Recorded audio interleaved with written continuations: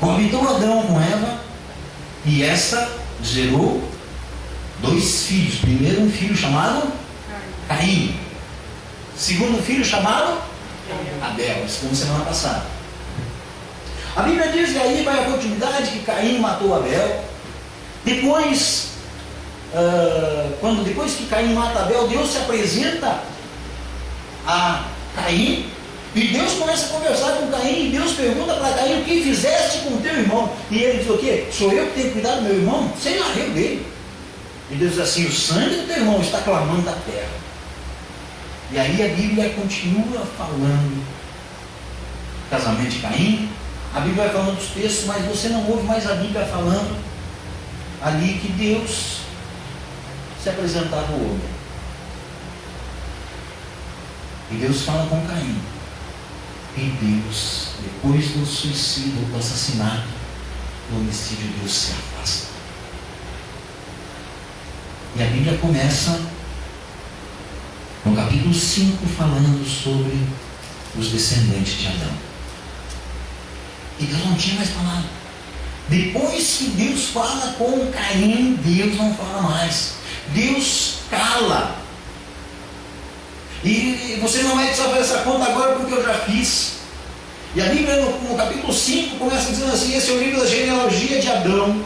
No dia em que Deus criou o homem, a semelhança de Deus o fez, homem e mulher os criou, e os abençoou, e chamou pelo nome de Adão no dia em que foram criados. Versículo 3: viveu Adão 130 anos, e gerou um filho à sua semelhança, conforme a sua imagem, ele chamou Sete. A partir de Sete, amados, começa a descendência de Adão.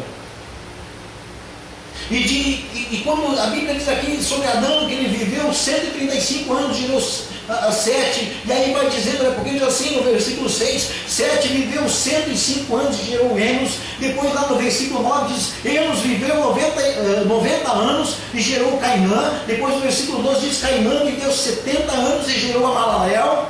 Depois no versículo 15 diz, Mahalalel viveu 65 anos e gerou Jared. E o versículo 18 diz, Jared viveu 165 anos e gerou Enoque. Eu quero dizer para você o seguinte, aí o versículo 21, Enoque viveu 65 anos e gerou Metusalém. Até aqui são 727 anos sem acontecer nada.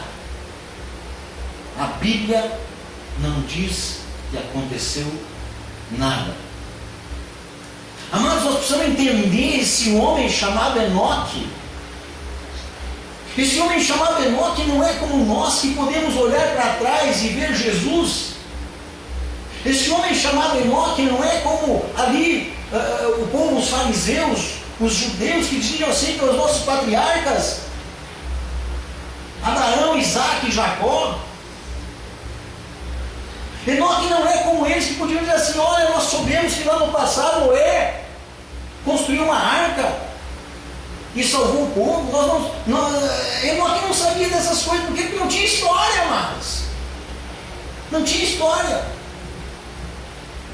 O interessante é que na tradução da Nova Versão Internacional, no capítulo 5, versículo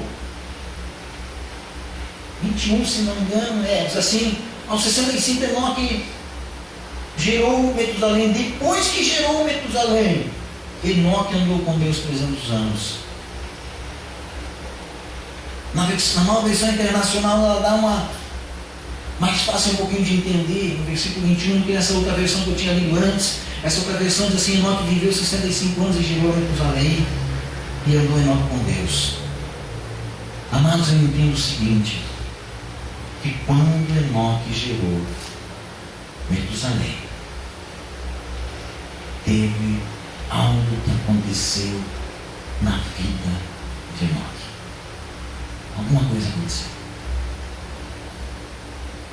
Todos esses outros homens, inclusive o pai de Enoque, não tinham um referencial, porque a última vez que Deus havia falado com Caim. E dali para cá 727 anos sem a presença de Deus, sem Deus falar com o homem. E a Bíblia diz que Enoque gerou um filho. E depois que ele gerou esse filho, ele viveu 300 anos na presença de Deus. Eu creio que Enoque, ele viveu na prática algo que o apóstolo Paulo fala lá no livro de Romanos, no capítulo 1. E Paulo, no livro de Romanos, no capítulo 1, ele diz assim: que o homem, todos os homens, são indesculpáveis diante de Deus. Porque ao homem olhar para a criação, ao homem olhar para o mar, ao olhar para o céu, ao olhar para as estrelas, ao olhar para as nuvens, ao olhar para o sol, ao olhar para os montes, ao olhar para as coisas inatingíveis que não podem ser fabricadas pela mão do homem, o homem é indesculpável de dizer que Deus não existe. E eu creio que Enoque, quando ele gera o seu primeiro filho, Metusalém, eu creio que Enoque, isso é meu, amados, isso a Bíblia não diz, isso aqui eu estou tentando trazer a imaginação para vocês. Eu creio que Enoque teve algo naquele dia, que ele chegou à conclusão de dizer assim: não, mas isso aí não pode ter sido feito por mim. Eu posso fazer várias coisas, quem sabe o que Enoque fazia, a profissão de Enoque a Bíblia não diz. Mas talvez Enoque tivesse algumas práticas em fazer algumas coisas.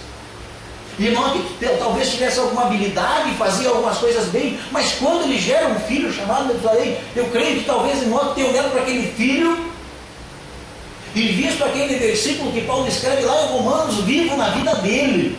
E ele olha aquele bebê, Metusalém, e talvez ele tenha pensado assim: isso aí não pode ter sido feito por mim. Existe algo maior. Eu quero andar com este algo maior. Porque até então, nada. 727 anos. Depois que ele gera Metusalém, Metusalém gera um filho, e o filho desse filho gera Noé. E aí a Bíblia nos fala no capítulo 6 que havia uma corrupção no gênero humano. Então nesses 727 anos não era diferente, porque Deus olhava para a terra e não via ninguém, não via ninguém, não via ninguém. E Deus olhou um dia e viu Enoque, que era um homem que andava segundo a presença de Deus, buscava a Deus mesmo sem conhecer, mesmo sem ninguém ter falado para ele, porque não existia o que falar desse Deus. Mas ele andava buscando a presença desse Deus, e Deus o arrebatou para ele, e Deus o tirou para ele, e levou lá junto. E depois lá no capítulo 6 fala sobre Noé, que nós vamos ver outro dia, que Deus olha para a terra, e a Bíblia diz que Deus estava disposto a terminar com tudo, mas Deus olha para a terra e a Bíblia diz assim, que Deus achou graça em Noé. Mas hoje nós estamos falando de Enoque. Mas o que havia nesse homem, amados, para nós tirar para esse dia de hoje, para esse nosso estudo sobre esse Enoque, que mesmo sem ver, mesmo sem ninguém ter falado, mesmo sem ninguém ter cogitado a presença de Deus, a Bíblia fala no livro de Hebreus, no capítulo 11, que a fé dele foi tamanha, que ele não viu a morte, mas ele foi arrebatado por Deus. Eu quero falar um pouquinho sobre essa fé dele, essa fé que persevera, mesmo sem ver resultados. Quantas pessoas você conhece que, enquanto estão vendo resultados, estão firmes na fé, e quando param de ver resultados, elas desistem? Não é assim? Alguns dias atrás eu falava com a Rose, e uma pessoa tinha uma necessidade. E essa pessoa falou para mim dessa necessidade. Eu compartilhei com a Rosa a necessidade dessa pessoa, e era algo que nós teríamos condições de suprir essa necessidade. Ou tínhamos canais que poderíamos acessar, e esses canais supririam essa necessidade. Mas eu disse assim para a Rose, calma aí. Não faz por ti. Né? Não faz por ti. Eu comentei com essa pessoa que nós precisamos andar com o Senhor. Eu nem estava me passando pela cabeça pregar sobre ela. Mas aquele tempo atrás, faz um tempinho já, eu disse assim, eu comentei com essa pessoa que ela precisa buscar Deus, ela precisa querer Deus, ela precisa andar com Deus. E